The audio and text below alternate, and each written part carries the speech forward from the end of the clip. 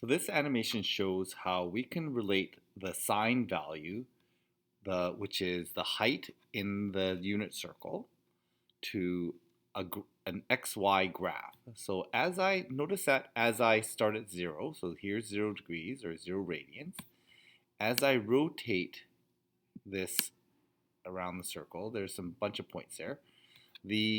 There's one of them represents tan, one is cosine, and the other one is sine.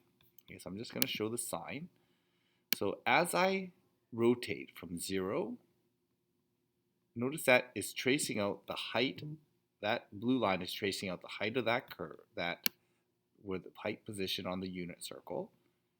Okay, and it's tracing that out. It goes to max. It hits its max at 90 degrees or 2 pi over 2.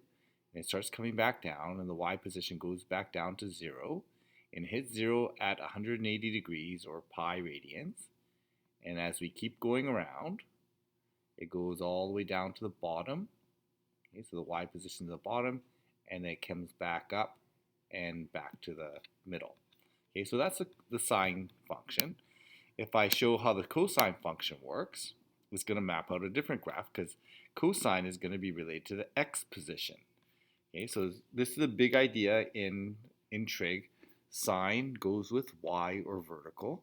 Cosine goes with x or horizontal. So watch the horizontal positioning. Right now, at 0, the horizontal positioning is 1, so we have a position at 1. So that red dot there is going to represent the cosine position.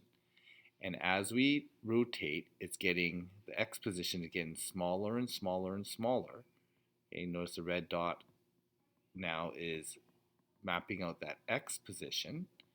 Okay, and as x position hits 0, the cosine value hits 0. So that's at 90 degrees, or pi over 2. The cosine position hits 0.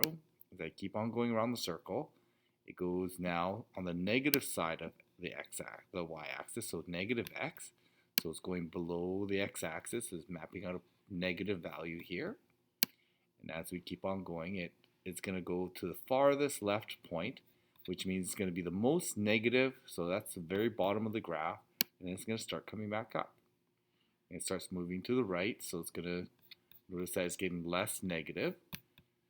Okay, it's going to hit 0 at 270 degrees and keep going all the way to goes back up to 1.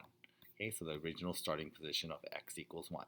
So cosine is x, sine is y, and we can see how it maps out we can go from the unit circle trig to this function trig or xy trig.